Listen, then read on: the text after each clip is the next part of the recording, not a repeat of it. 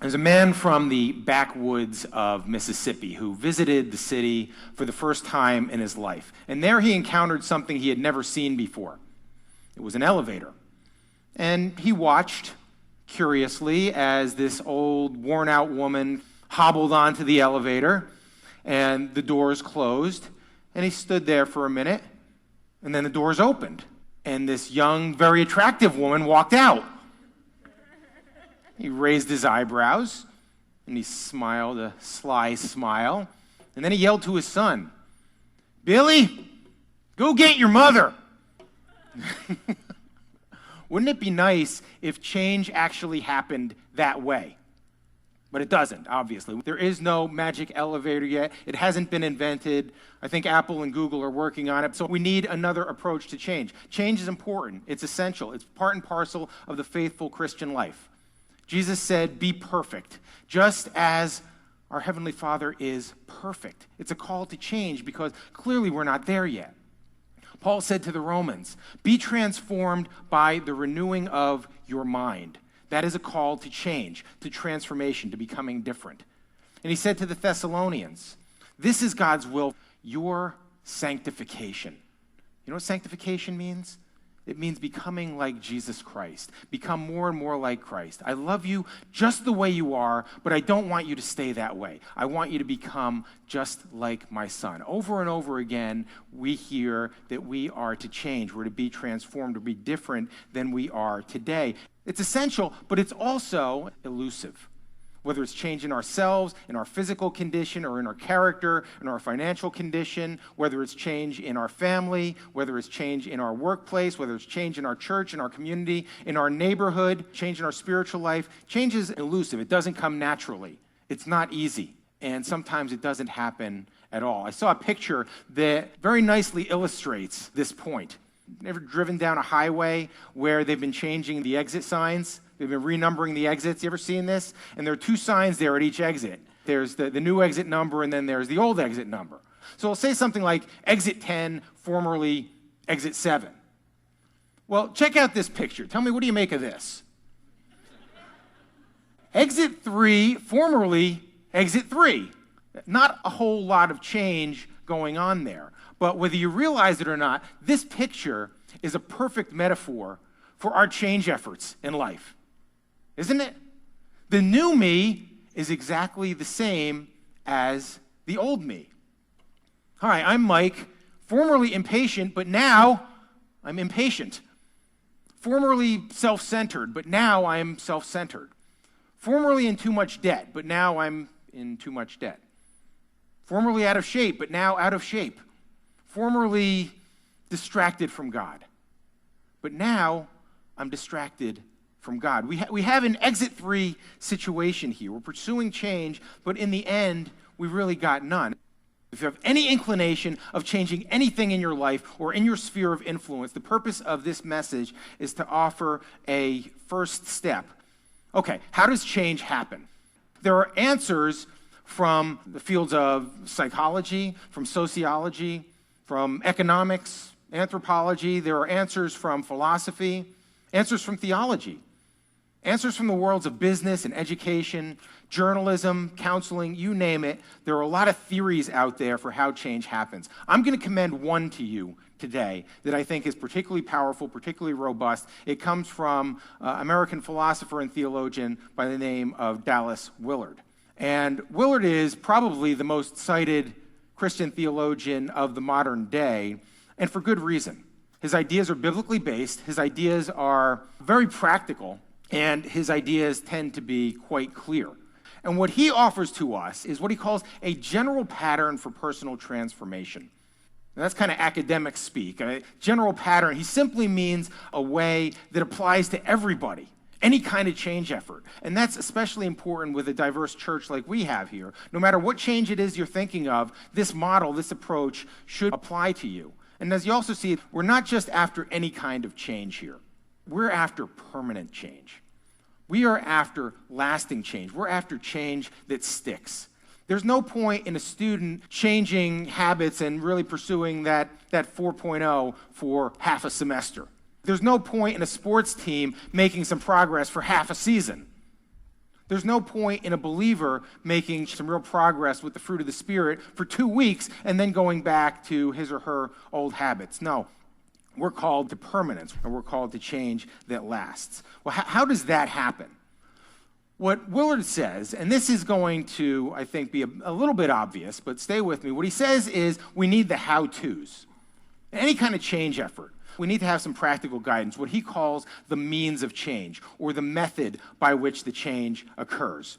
Just to give a couple of examples here, if the change we're looking for is weight loss, the means of change there might be this Weight Watchers system, or the Atkins diet, or some new exercise equipment. If the change we're looking for is, I want to quit smoking, the means there might be, I don't know, this nicotine gum, or this patch, or this 12-step program. The means of getting a 4.0 in school might be this particular set of study habits, or getting in with this study group that has some really smart people in it. Those are the means, the methods. Means of learning a language, becoming bilingual, might be taking this class or these classes, might be buying these audio tapes. $19.95 plus shipping and handling if you act now. It might be getting a personal tutor. The means of succeeding in business and beating the competition, this set of best practices. The means of becoming more like Jesus Christ, of sanctification, might be these 12 spiritual disciplines and reordering your life around God. The point is that these means are essential and these things are good. We need the practical guidance. But what's the problem? We know a lot of this stuff, but still we could find ourselves in that exit 3 situation, right?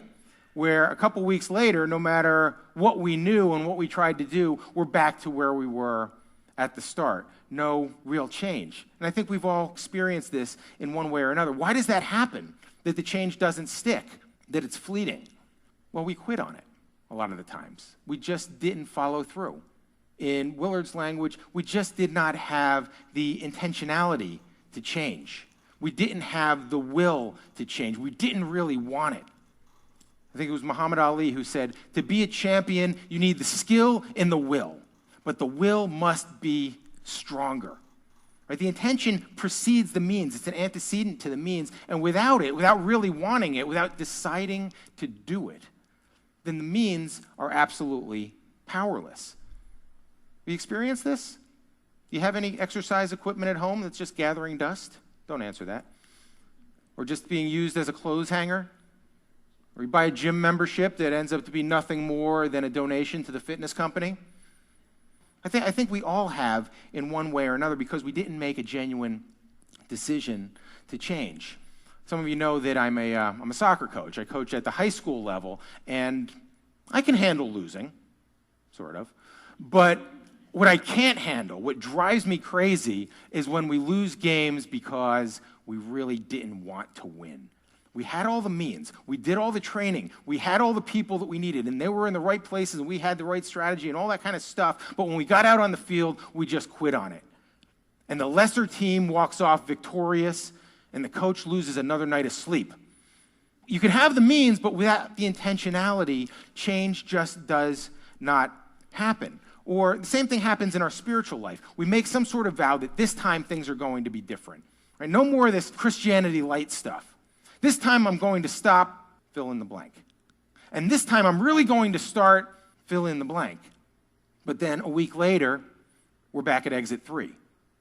There's a theologian, and it'd be worthwhile to get to know his work if you can. His name is William Law. His work is 3 centuries old, but it could have been written yesterday. This is what he says about intentionality and change in the Christian life. Look at this quote. He says, if you look into your own heart in utter honesty, you must admit that there's one and only one reason that you're not, even now, a fully devoted follower of Christ. You do not wholly want to be. One and only one reason that even now, even after everything Jesus has done for you, even after all of this grace, even after a lifetime in this church, even now, you're still not a fully devoted follower of Christ. You really didn't want it. You didn't intend it. You didn't surrender. You just never made that choice. Right? You can go through all these books on spiritual disciplines and all these worship services and study groups, and we can serve at church till midnight every night, and our sanctification might not move one iota. because we never really intended. I just love the way these old theologians tell it like it is. They don't sugarcoat things. They don't worry about hurting our feelings. They don't worry about bruising our fragile self-esteem. They don't worry about whether we're going to lose church membership. People aren't going to come back. They just tell us what we need to hear. And some of us need to hear this. The reason that you're not a fully devoted follower of Jesus is because you don't want to be a fully devoted follower of Jesus. The point is that intentionality is a precursor to means. We've got to want it. We need to be intentional. We need to make a decision before the means can become powerful. But isn't that a little bit obvious too? We've kind of experienced that. I just didn't want it. I know that this failed because I really didn't make the effort that I should have. So what? This is nothing new. Well, this is where the genius of Dallas Willard comes in. And it's really just an echo of the genius of Scripture, because that's where he's getting these ideas. Is there a way, if you hear nothing else, this might be worth hearing. Is there a way to affect the intentionality? Is there a way to affect the will? Is there a way to finally get to the point where we want it, where we're going to make that decision, and it's going to be real, and it's going to stick? Willard says, yeah, there is. And this is what the real revelation was for me. He says, if there is a vision, a clear and compelling vision for what that changed life looks like, what the difference looks like in your life, in your home, in your workplace, in your church, in your community, in your nation, in your world, whatever it is, if there's a clear and compelling vision for what that looks like, and we see that that vision is good, it's something worthwhile, then the intentionality to pursue it naturally flows from that vision because we're inspired by it. Change doesn't begin with the means, and it doesn't begin with the intentionality. It begins with this vision. That may be a little bit abstract, but let me offer an example or two, make it a little more concrete. I've known people who have wanted to get in better shape, and so what they do is they take a picture of themselves and they put it on the bathroom mirror. Maybe it's a picture of themselves several years ago when they look like what they want to look like now, and that becomes a literal vision of where they want to go. And it becomes inspiring daily. Sometimes hourly, they have to look at that in order to change the old habits, in order to gain the intentionality to finally get this right. Or maybe it's a picture of what they look like now or what they don't want to look like, an unflattering image. And that becomes inspirational. Or maybe they put it on their refrigerator or on their pantry or whatever. But the point is, they start with this vision, in this case, a literal vision of what they either want to look like or don't, and that becomes inspiring to them. Or you think about the issue of kicking some addiction, gaining permanent change, permanent victory there. It's so hard for so many people. Any kind of addiction, gambling, smoking, alcohol, drugs, snacking, overspending, pornography, profanity, chocolate. A little heretical here in Hershey, Pennsylvania, but regardless, any kind of addiction, is there a way to get past it? There is, not by trying harder, because that's doomed to fail, but by gaining a vision of what the new life looks like and how much better it would be or how much less painful it would be if I finally got past this. And once you get that, and this is why people have to bottom out a lot of times before they're able to make progress on an addiction, because then they've gotten a very clear vision for how bad life can be if they continue down this road and how much they're hurting themselves and other people. And at that point, the intentionality flows. And then they want to know, all right, what are the means? How is it that I can change? It starts with vision rather than starting with the 12-step program or something like this. The one point of this message is a very powerful principle that Willard offers to us here. Change begins with vision, not with the practical steps. When Martin Luther King Jr. said, "I have a dream that someday my 4 children will live in a nation where they're not judged by the color of their skin, but by the content of their character." That is a vision, a bold, exciting vision. He's not up there saying, here are the 5 laws that we need at the federal and the state level for America to be better. Now let's go do it. That's the means. No, he said, here is a vision for a better America. Now, who's coming with me? Who's joining me in this quest? You see the difference between those two things. It's exciting. It's inspirational. It causes people to want to follow when you have this big, bold, audacious vision. Jesus was a master at this, a master vision caster. When he said, you're the salt of the earth and the light of the world. That is a vision of what our life can be like when empowered by the Holy Spirit. when he said, "For this reason, a man will leave his father and mother and cling to his wife, and the two will become one flesh." That is a vision, a metaphorical vision for what marriage could and should be. And if the two parties catch that vision, then it leads to the intention to actually do that, and then the means to have that one flesh, God-honoring, faithful marriage. When he said to Peter, "Your name is now Peter, the rock, and on this rock I will build my church." You talk about an inspiring vision. You talk about driving intentionality. You can imagine Peter saying, "All right, I'm on board. Where do I sign up? What's the plan? What do I have to do?" In our language here, what are the means? What's the next step, Jesus?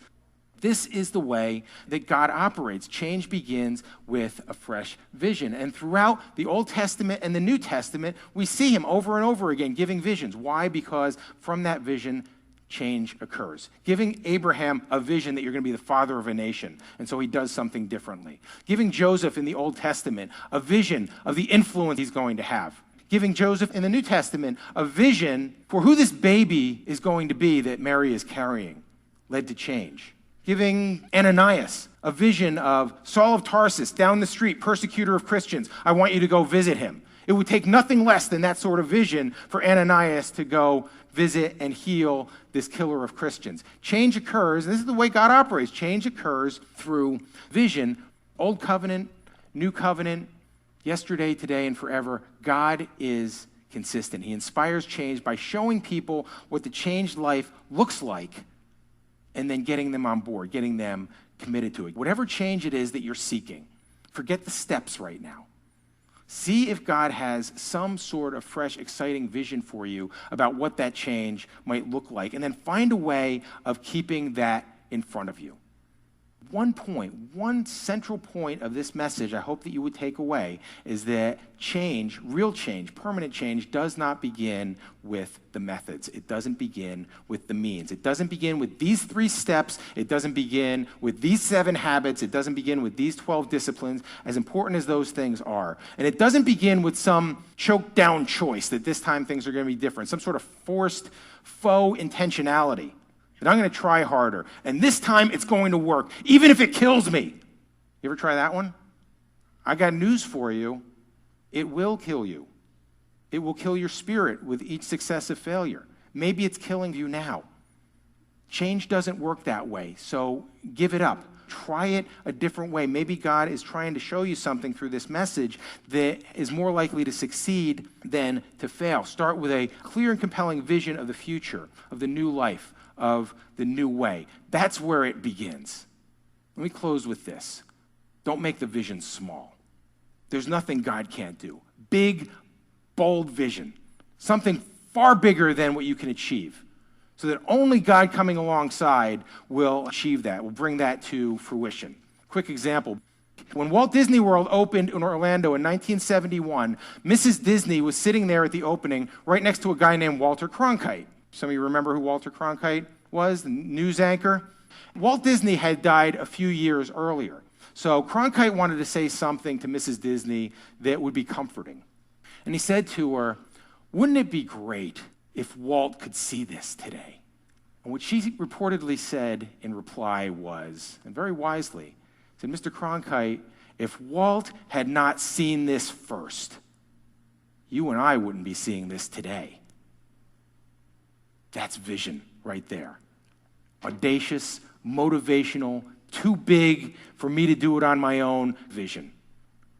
It's the first step toward lasting change. Why not experiment with this today and see what God does with that?